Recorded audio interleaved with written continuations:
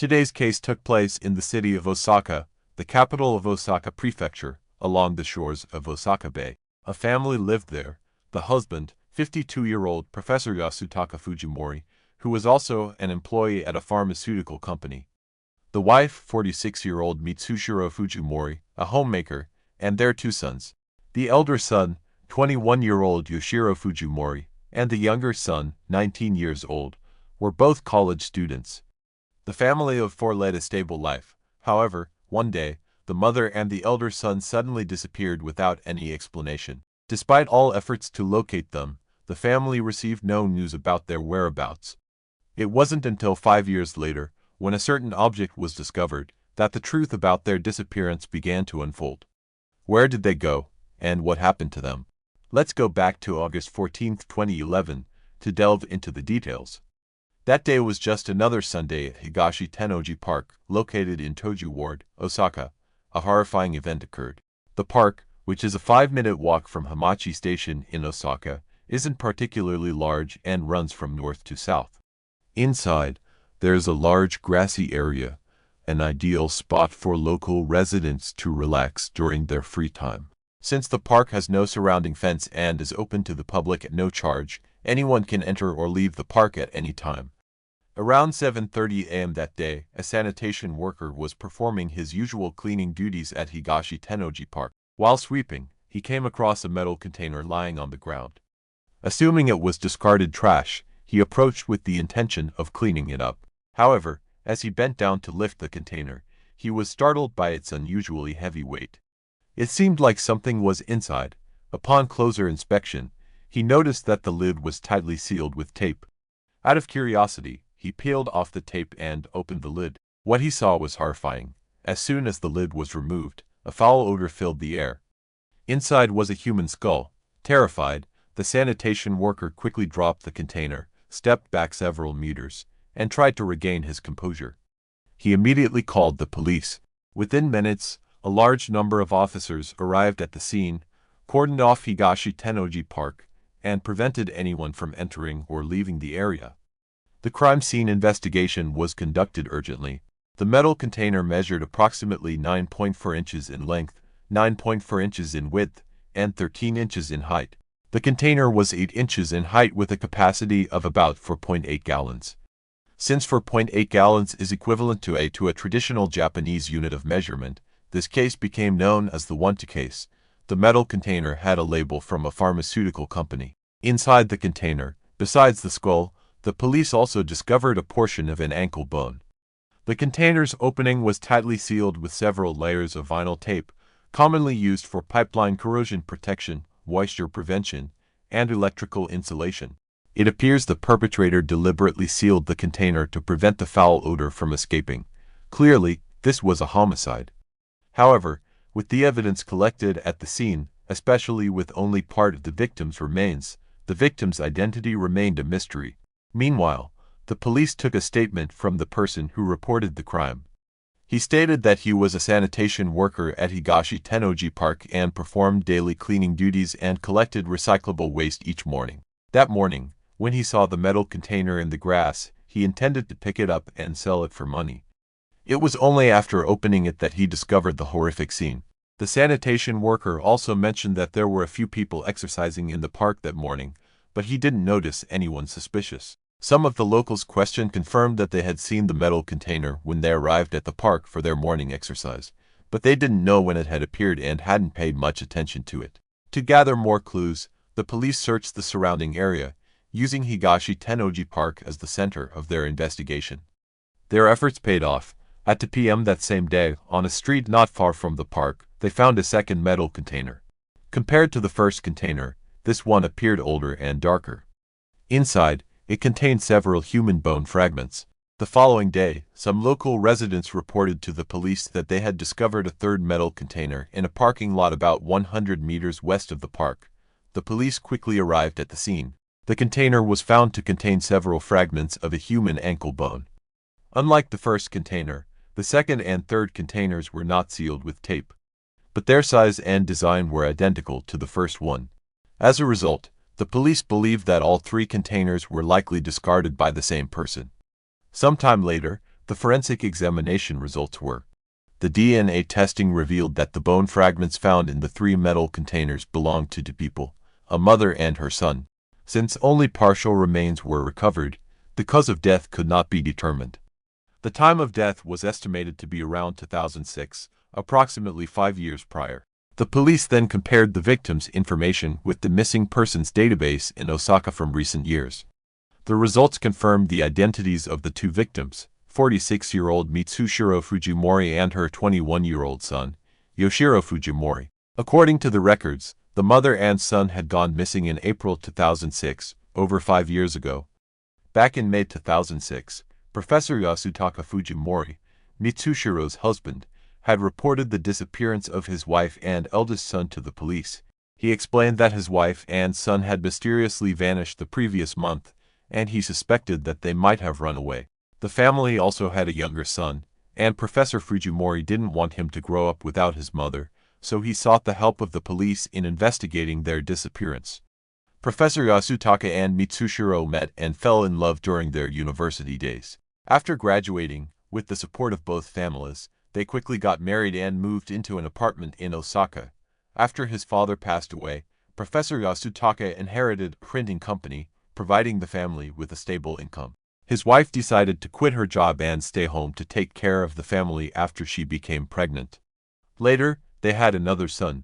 The family of 4 lived a very happy life. However, their happiness was short-lived. Professor Yasutaka's printing company began to suffer losses, eventually leading to bankruptcy. To cover the cost of living, he was forced to look for a job. He was later hired as a department manager at a pharmaceutical company. Although the income was stable, it was nowhere near the lucrative days of his previous company. Gradually, his wife started complaining about his meager income, which was not enough to cover the family's expenses. The couple frequently argued about money. During one heated argument, Mitsushiro loudly demanded a divorce and left the house. She believed her husband was incompetent and unable to earn enough to support the family. Initially, Professor Yasutaka thought his wife was just venting her anger. He never imagined that Mitsushiro would actually leave and take their eldest son with her. He had no idea where they had gone and only received a busy signal when he tried calling them. He searched everywhere they might have gone but found no trace of them. Professor Yasutaka suspected that his wife might have had an affair and possibly eloped with her lover. He also mentioned that his wife. After conducting an identification, the police confirmed the identity of the middle-aged man. It was none other than 57-year-old Professor Yasutaka Fujimori, the husband of the victim Mitsushiro and the father of the victim Yoshiro. According to the investigation, Professor Yasutaka Fujimori was currently unemployed and living alone in an apartment near Higashi Tennoji Park. This apartment was directly across from the parking lot where the 3rd metal container was found, separated only by a street.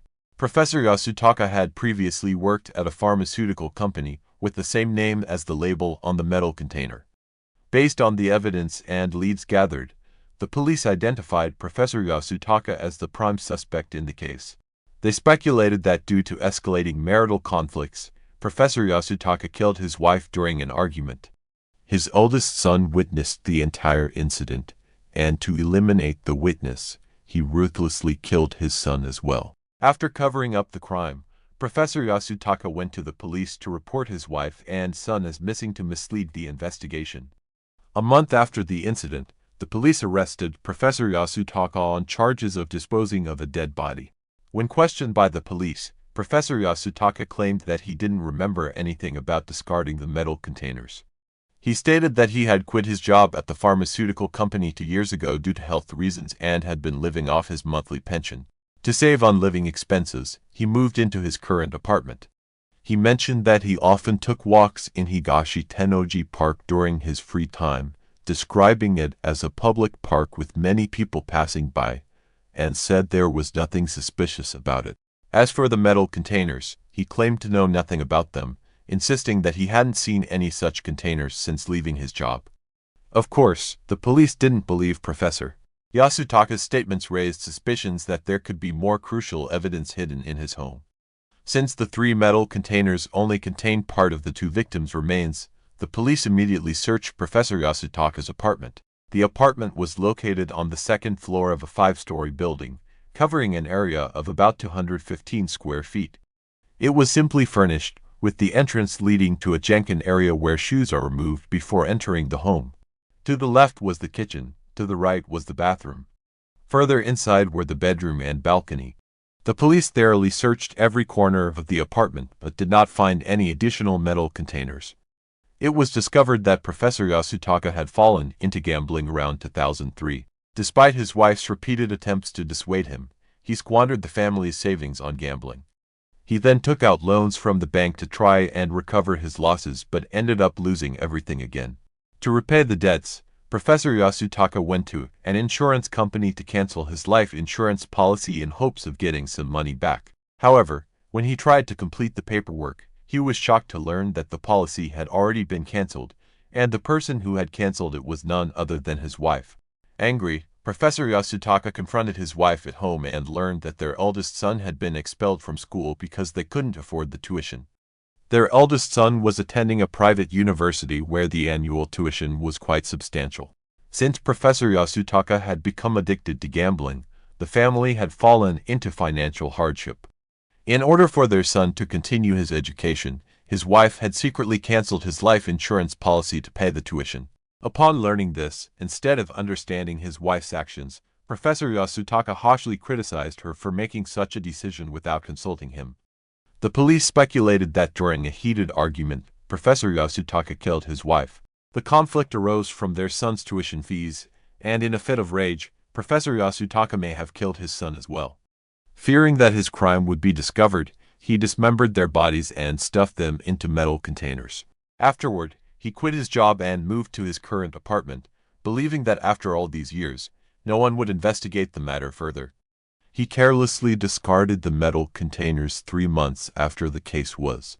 The police arrested Professor Yasutaka Fujimori once again, this time on charges of murder. He finally admitted to disposing of the metal containers but continued to deny killing his wife and son. Professor Yasutaka claimed that on the evening of April 10, 2006, when he came home from work, the house was completely dark. Normally, by that time, his wife would have dinner prepared and ready for his return. Finding this strange, he turned on the lights and discovered that the door to his eldest son's bedroom was wide open.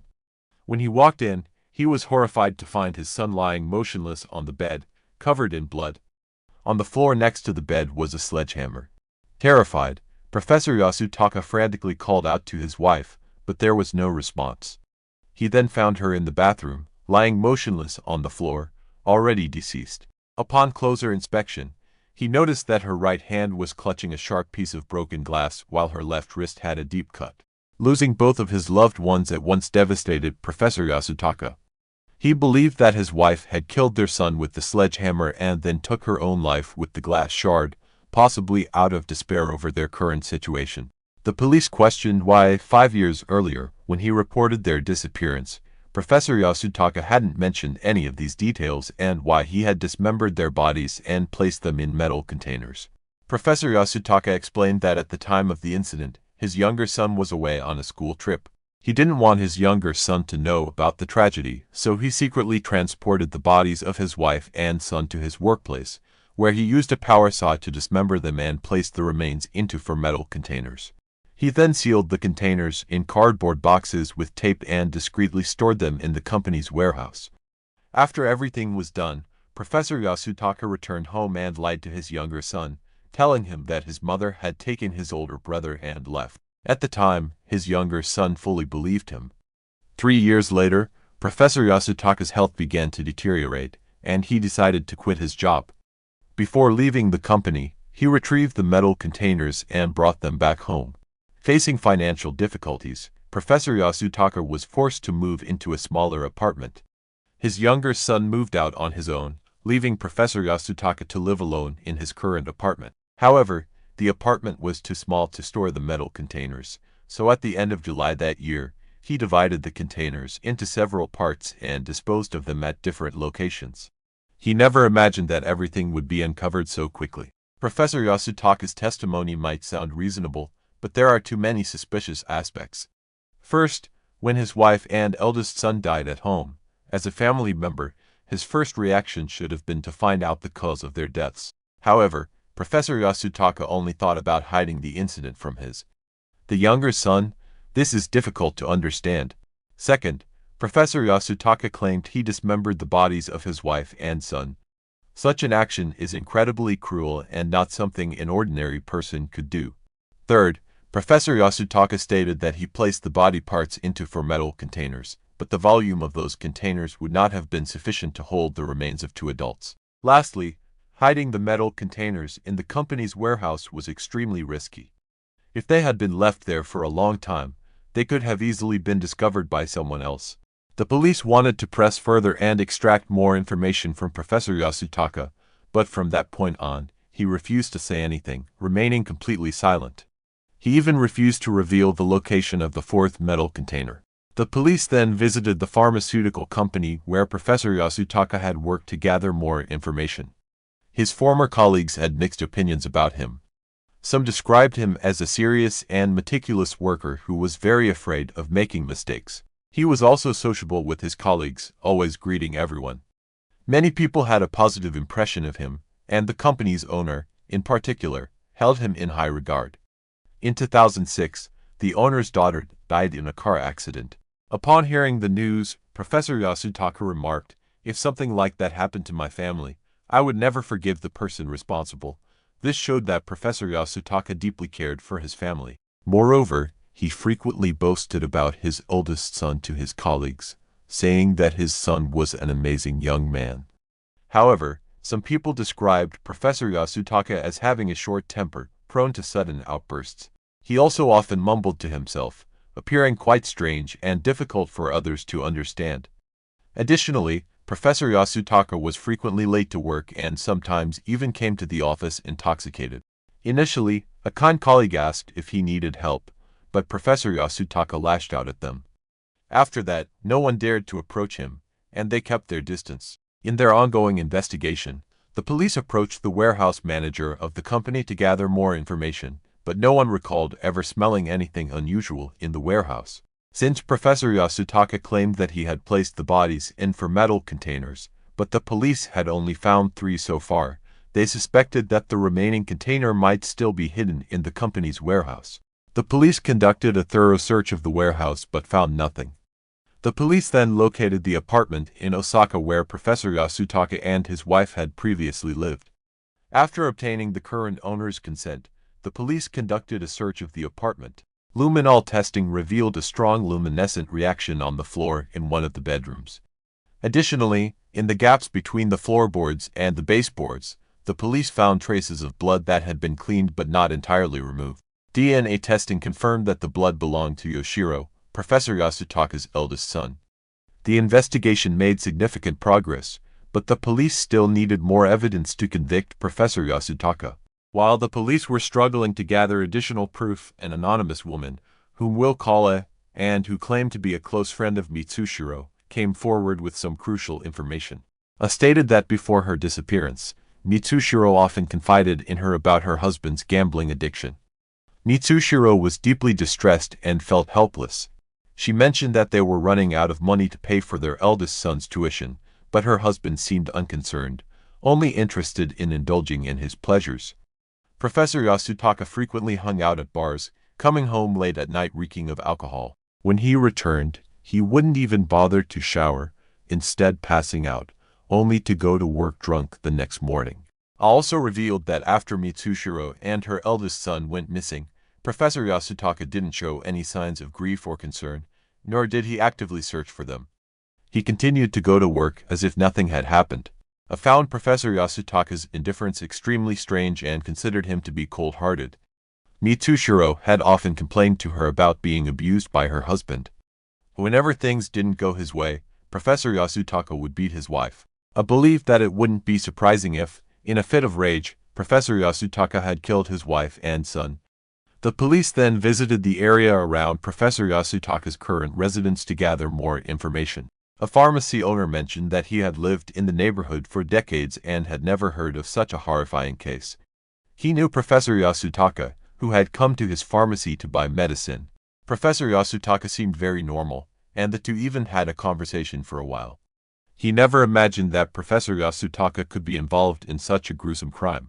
Another resident stated that Professor Yasutaka lived alone in his apartment, and his younger son rarely visited.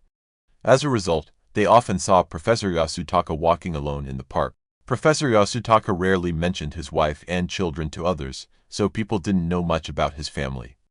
The police continued their investigation by questioning Professor Yasutaka's younger son. He described his father as a reserved and quiet person, which meant they didn't often talk to each other. Due to his own busy work schedule, he rarely visited his father. As a result, he had never seen the strange metal containers in the house. Although he had some suspicions about his mother and brother leaving, he didn't look into it further.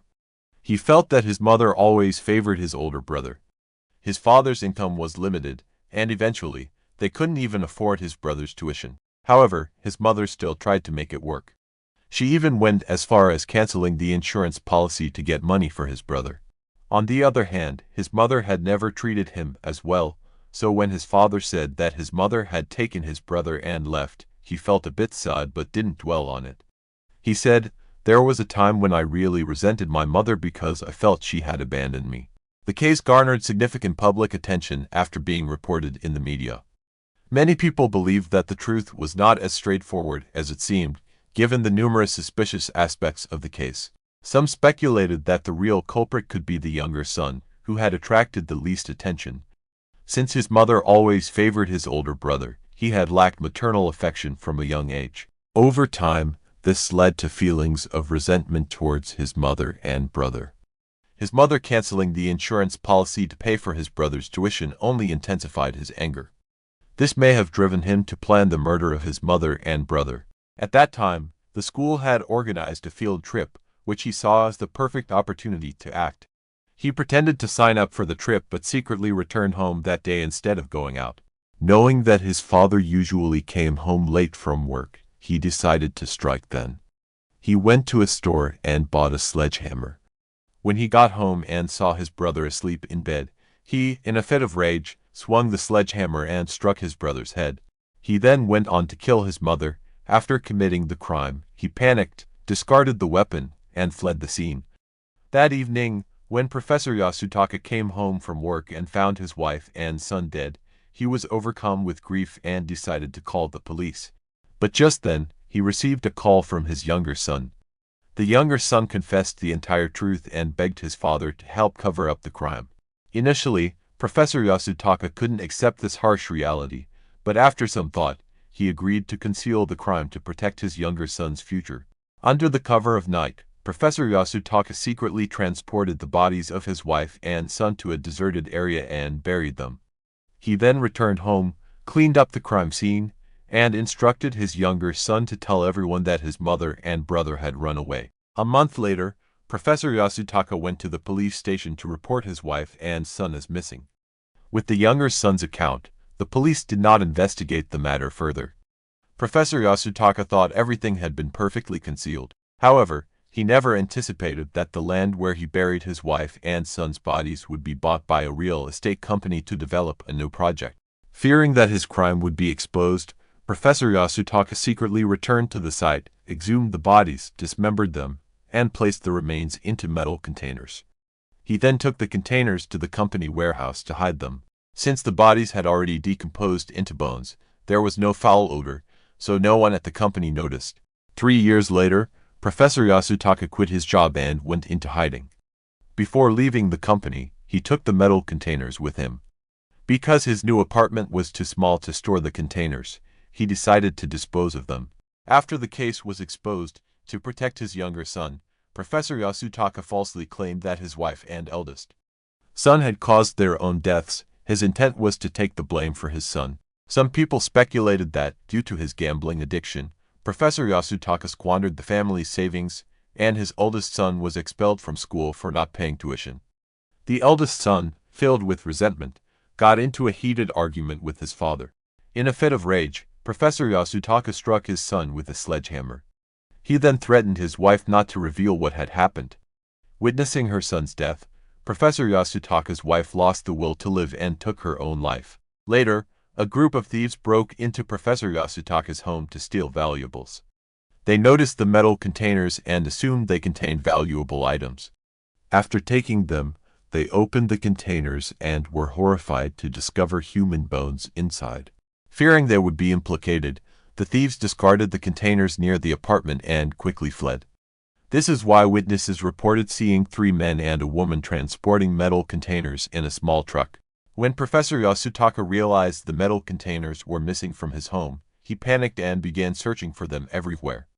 Surveillance cameras captured footage of him pacing back and forth in Higashitanoi Park and nearby streets, holding a plastic bag in his hand. The more the police investigated, the more their suspicions toward Professor Yasutaka grew. They arrested him again on charges of murder. Knowing he could no longer hide the truth, Professor Yasutaka admitted to disposing of the metal containers but steadfastly denied killing his wife and son. He hoped that by doing so, he could lessen his sentence. 2 years after the metal containers were discovered, in July 2013, the case went to trial at the Osaka District Court. The defendant, Professor Yasutaka Fujimori, was charged with murder. During the trial, Professor Yasutaka continued to deny all charges. However, the prosecution argued that dismembering the bodies and placing them in metal containers was an abnormal act, one that could only be explained as an attempt to conceal a crime. Although the exact motive for the crime was unclear, the police had found the blood of the victim, Yoshiro, at the crime scene. This evidence indicated that the defendant intended to kill his son. As for the victim, Mizushiro, there was no evidence to suggest she had been attacked before her death, so it was not possible to definitively state whether the defendant intended to kill his wife. Faced with the prosecution's accusations, Professor Yasutaka remained silent. After a lengthy trial, the court delivered its final verdict. Professor Yasutaka Fujimori was found not guilty of murder but was convicted of manslaughter and sentenced to 28 years in prison. To this day, Professor Yasutaka is still serving his sentence in prison. The apartment where he once lived has been renovated and put up for sale. The dark shadow of the Fujii family's horrifying case still lingers. The 28-year prison sentence handed down to Professor Yasutaka seems insufficient to quell the public's outrage.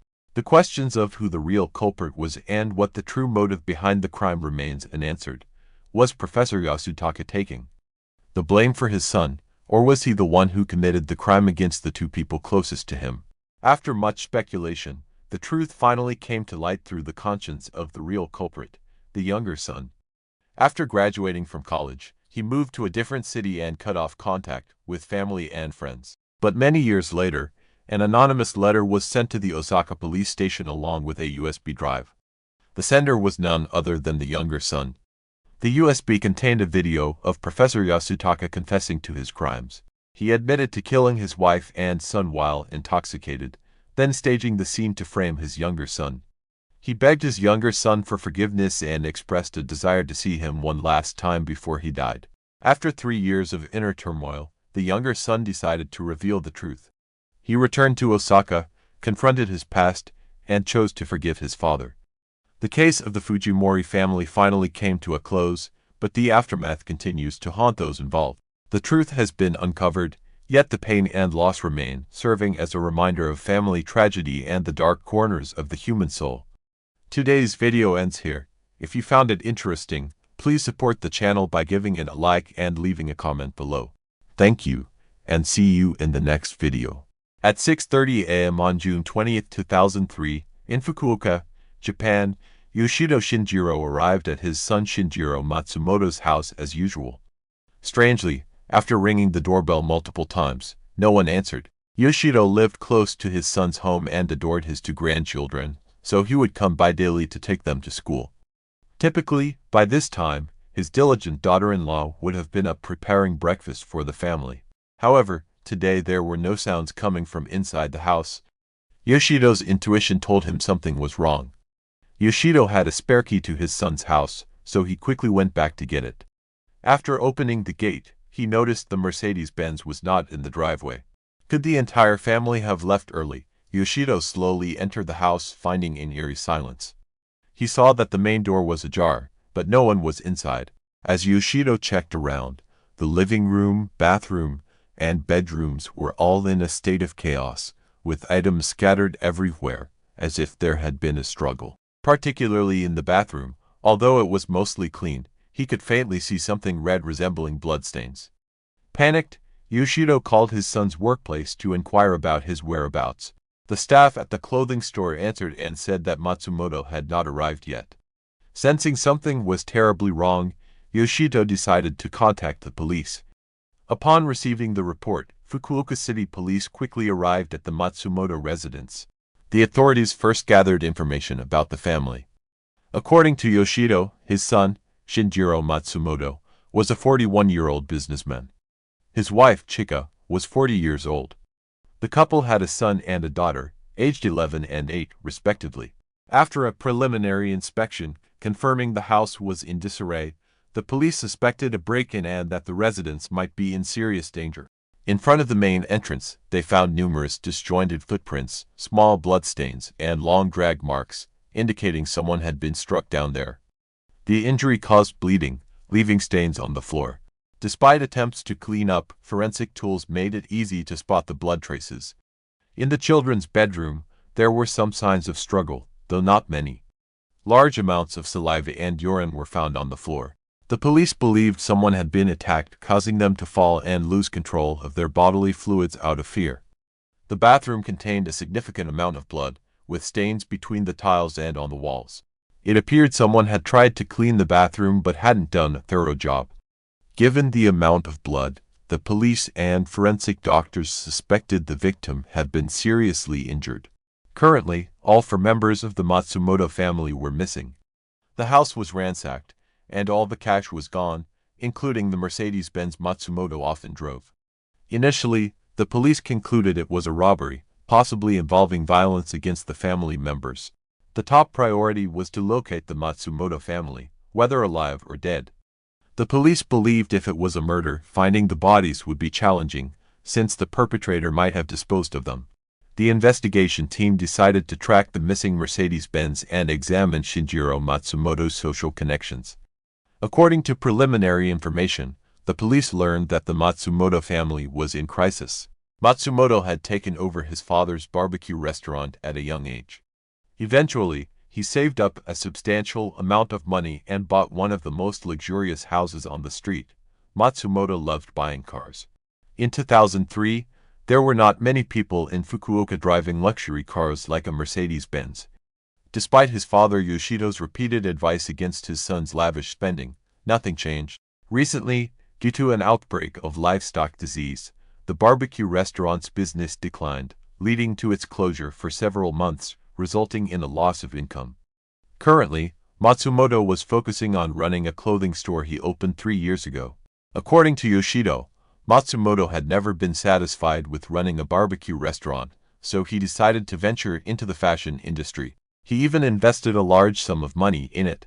However, due to his lack of knowledge in the garment industry, he had incurred significant losses over the past 3 years. Despite the declining business, Matsumoto took the risk of expanding into online sales, purchasing large quantities of clothing to sell on these platforms.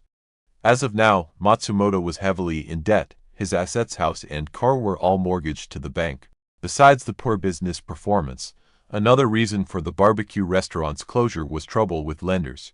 Matsumoto didn't want to go bankrupt but could no longer borrow from legal channels, so he turned to loan sharks, borrowing up to 10 million yen, approximately $63,000. With only about 2 months left to repay the debt, he was still unable to come up with the money. Everyone knows that behind every loan shark is a criminal gang. When a debtor fails to repay, they can do anything, even endanger lives. For this reason, the police did not rule out the possibility that Matsumoto, in a fit of despair, had killed his family and then committed suicide. However, Matsumoto's father disagreed with this view because he still had savings. Moreover, the elderly couple owned 2 houses in Fukuoka and an ancestral home in the countryside. If Matsumoto had asked, he would have done everything he could to help his son repay the debt. There was no need for him to resort to such extreme measures. Another reason was that Matsumoto was known to be strong, optimistic, and very family-oriented, not someone who would commit suicide at just 41 years old. Contrary to the police's thoughts, Yoshido believed that his son's family had been harmed by the loan shark criminal gang. While questions remained unanswered, around 6 p.m. that same day, the investigation team received another report. Two workers transporting container goods on a tower crane in Fukuoka Bay vaguely saw something floating in the sea. They decided to use binoculars to take a closer look and were shocked to see a body. Fukuoka police quickly arrived at the scene to investigate. To everyone's horror, there weren't just one, but four bodies. After conducting identification procedures, authorities confirmed that the victims were the four members of the Matsumoto family. The scene was truly heartbreaking.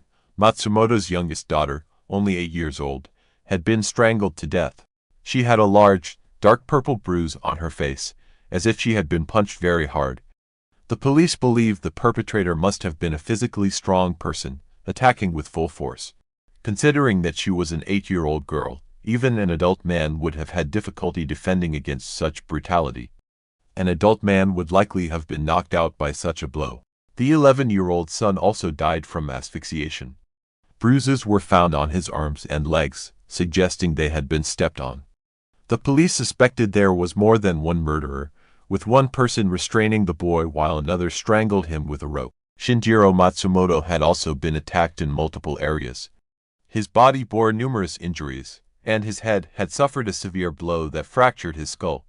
However, this was not the cause of death. Like his son, Matsumoto's body showed signs of severe beatings. The forensic report indicated multiple bone fractures and severe internal bleeding. The medical examiners concluded that there were no fatal wounds. According to the autopsy, Matsumoto was still alive when he was bound and thrown into the sea, meaning he died from drowning. The deaths of Matsumoto and his children were considered tragic, but seeing the mother's body was even more haunting.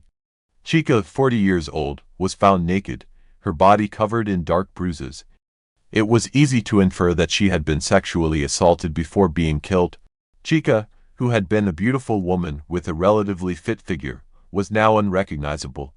Her head had been struck with a blunt object, and her genital area was severely damaged. Even more horrifying was the fact that large portions of flesh, at least 30 patches, were missing from her body. Forensic analysis indicated that the perpetrator had cut the flesh while she was still alive. Everyone present could not fathom the excruciating pain Chika endured before she died. Experts compared this method of torture to the ancient Chinese practice of Linkyo, death by 1,000 cuts. Chika's cause of death was also determined to be drowning, but likely not in seawater. The forensic team suggested she might have been drowned in a bathtub. The killer's brutal methods outraged the entire investigation team. The investigators began to consider Yoshido's theory that the Matsumoto family had been targeted by loan sharks and underworld elements as retaliation for unpaid debts. However, this theory had two inconsistencies. First, the underworld values money more than lives and usually doesn't kill debtors before collecting the debt. Matsumoto owed 10 million yen, a sum not impossible to repay. He could gather half of it, and his father Yoshido had an even larger amount. If the underworld was involved, they would have targeted Matsumoto alone, not his entire family, including children. Secondly, traditional Japanese underworld codes generally prohibit killing a debtor's family. The loan sharks Matsumoto owed money to were part of an old-school Japanese underworld. These groups have traditional rules, with the severest punishment for unpaid debts being the amputation of limbs. There had never been a case of a debtor's entire family being murdered over a debt. After this suspicion arose, the loan sharks even voluntarily approached the police, repeatedly asserting that they had no involvement in the gruesome crime. They explained to the authorities that killing the entire Matsumoto family would leave no one to collect the 10 million yen from. This reasoning was not without merit. Therefore, the police began to consider other motives for the crime. The investigation team discussed and analyzed the case in detail. Soon, they discovered a few crucial clues. A large amount of physical evidence was found. The entire Matsumoto family had been handcuffed and weighted down. This method ensured the bodies would sink when thrown into the sea. However, the perpetrator's poor binding technique caused some of the weights to come loose, leading to the bodies resurfacing. After further investigation, the police discovered that the handcuffs and weights were all sex toys. In Fukuoka, there weren't many stores selling such items, making them relatively easy to track down. Secondly, police found DNA from semen inside Chika's vagina, likely belonging to the perpetrator. They also discovered a large amount of foreign skin flakes under Chika's fingernails. The police deduced that Chica had fiercely resisted and scratched her attacker, leaving all 10 of her nails covered in skin flakes. Forensic analysis revealed that these skin fragments belonged to 3 different individuals.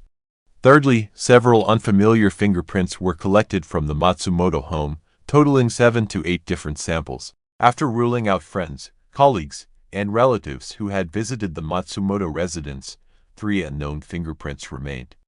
These prints appeared in many places, leading the police to believe they belonged to the murderers. An investigative team quickly narrowed down the store that sold the weights and handcuffs to a small shop just over a kilometer from Matsumoto's house. The shop owner, Mr. A, stated that just yesterday a customer had come in asking for these items. He remembered the customer vividly because he seemed to be a foreigner. According to the description, the person was about 20 years old and purchased the weights and handcuffs.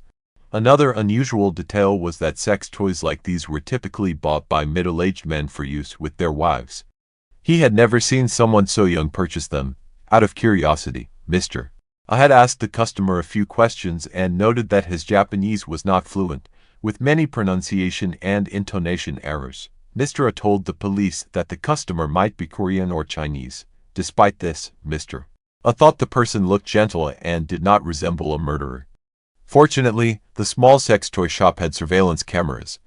The police quickly extracted the footage and immediately broadcast the suspect's image on television. Shortly after the information spread, the Fukuoka police received a call. A student informed the police that he knew the suspect. According to the caller, the suspect's name was Wang Liang, a student at a renowned language school for international students in Fukuoka. Wang Liang's Japanese was poor. The police recalled that Mr. A had mentioned the customer spoke very poor Japanese and was likely a foreigner. This seemed too coincidental to ignore. Therefore, the investigation team considered Wang Liang a prime suspect. Since the perpetrator had left semen in Chica's vagina, a DNA comparison would determine if Wang Liang was the murderer. The police quickly investigated the suspect's background. They learned from the school and some friends that Wang Liang was originally from Changchun, Jilin Province, China, and was only 19 years old. His family worked in construction and was financially well off. They had spent hundreds of thousands of yuan to send their son to study abroad. Wang Liang had been in Japan for a year, but his academic performance was poor, and he frequently skipped classes. In China, Wang Liang had been a delinquent, often associating with bad company. Without his family's supervision in Japan, he became even more unruly. Wang Liang stood out among Chinese students, but not in a good way. He had repeatedly fought with fellow Chinese classmates. Each time, the school issued warnings and even threatened expulsion. In May 2003, Wang Liang fought with a classmate again, resulting in his expulsion from the language school and the invalidation of his international student visa. According to Japanese law, Wang Liang could no longer stay in Japan without student status. He returned to China at the end of 2003, falsely claiming he was attending another language school and took 190,000 yuan, about $26,000 from his family. Wang Liang returned to Japan on June 10 but didn't enroll in any school, nor did he have a clear plan for the money. His language school had dormitories with good facilities, but he thought he would be discovered if he stayed on campus, so he moved into an apartment with his roommate, Yang Ning. After gathering basic information about the suspect, the Fukuoka police decided to deploy forces to Yang Ning's apartment, only to find that Wang Liang and Yang Ning had recently moved out. Sensing something was wrong, the police checked immigration records. Indeed, 2 days after the incident, on June 22, Wang Liang and Yang Ning boarded a flight back to China. Yang Ning had not been expelled from the language school, so why did he suddenly leave with Liang? Clearly, there was more to the story. Earlier, the investigation team had speculated there was more than one perpetrator. This detail suggested that Yang Ning might be an accomplice of Wang Liang. The police began investigating Yang Ning's background.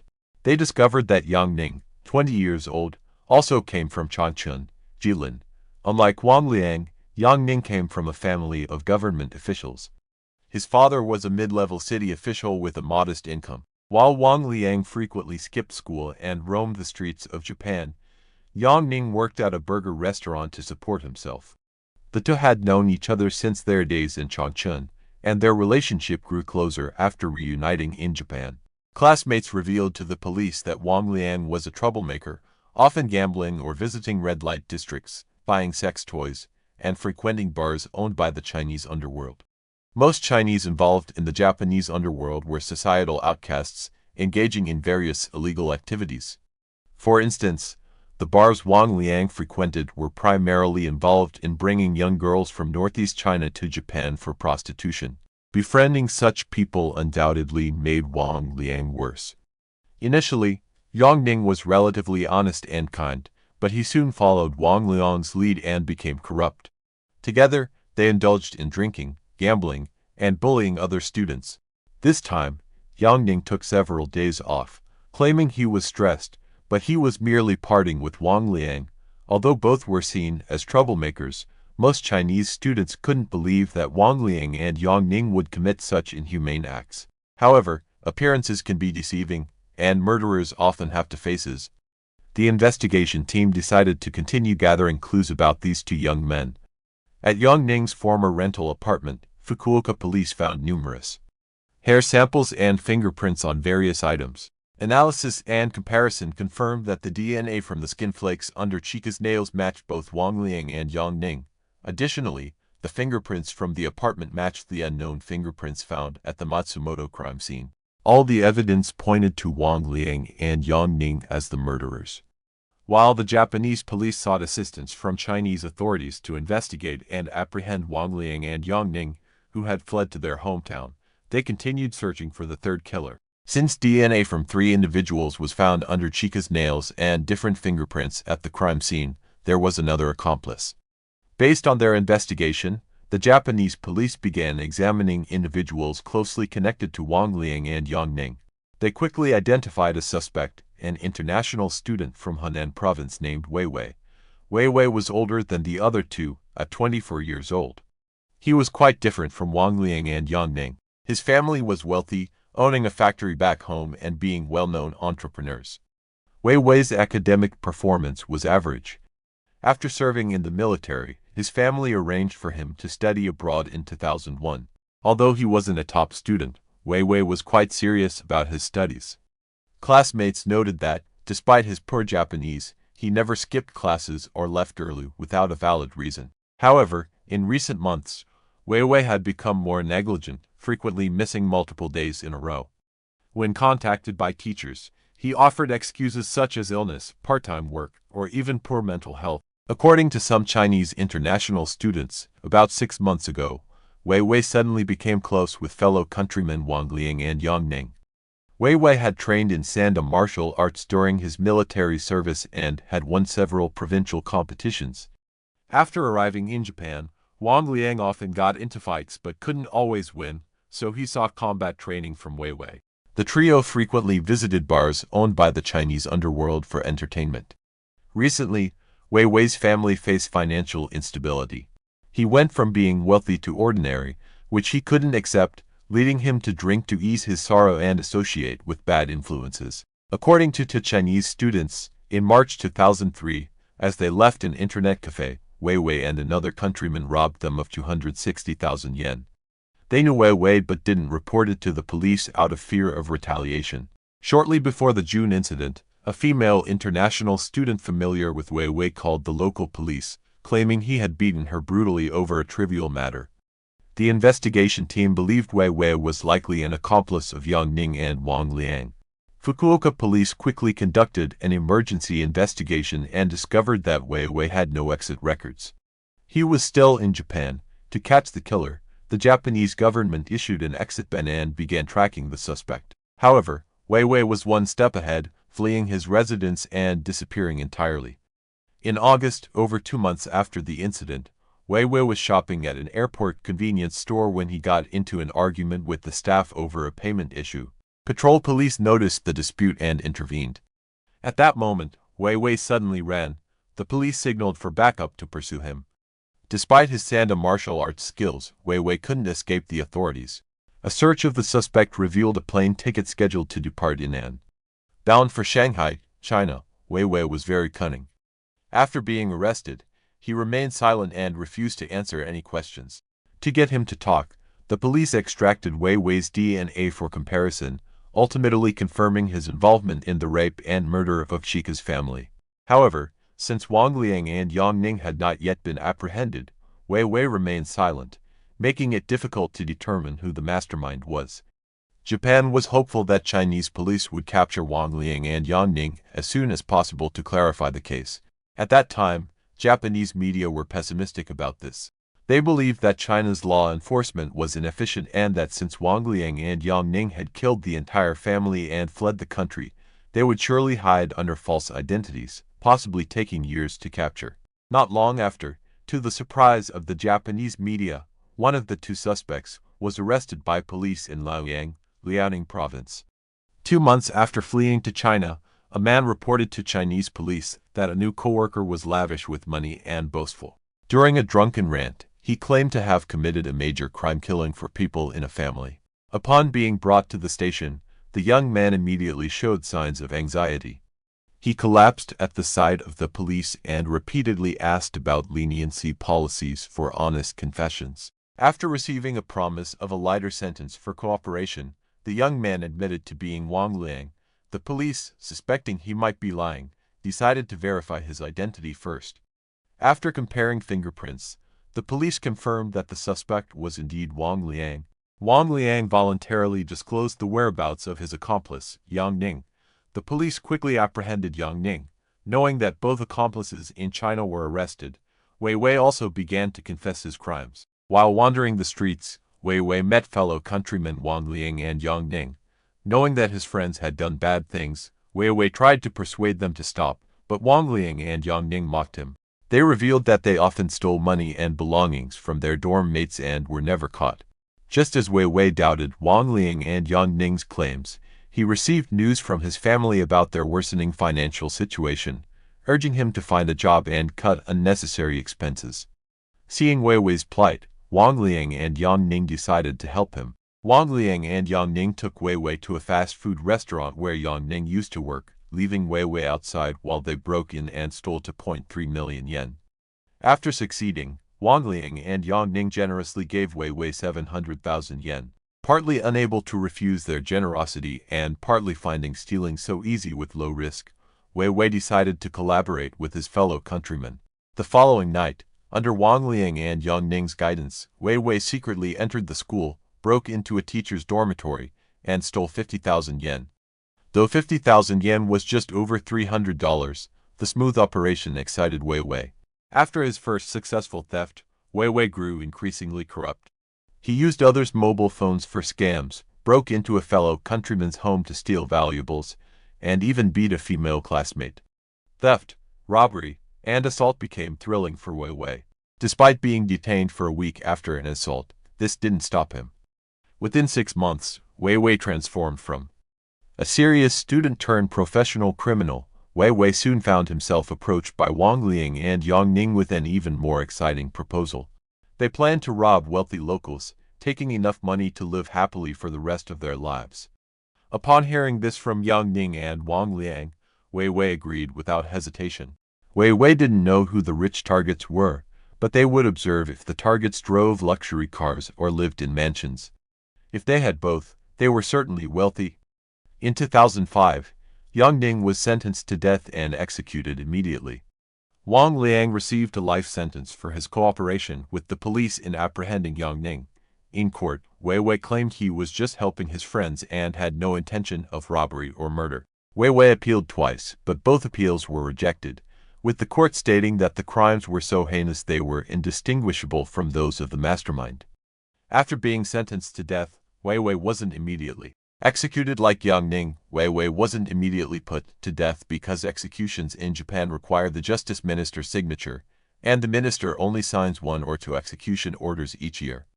As a result, those sentenced to death must wait their turn. When Wei Wei was sentenced to death, over 20 people were ahead of him in line for execution. Ultimately, Wei Wei waited 16 years and was executed in early 2019. During these 16 years, Wei Wei's sister and mother visited him in Fukuoka prison, but his father never did. Wei Wei thought his father was angry with him, but in reality, his father had fallen seriously ill upon learning of his son's actions.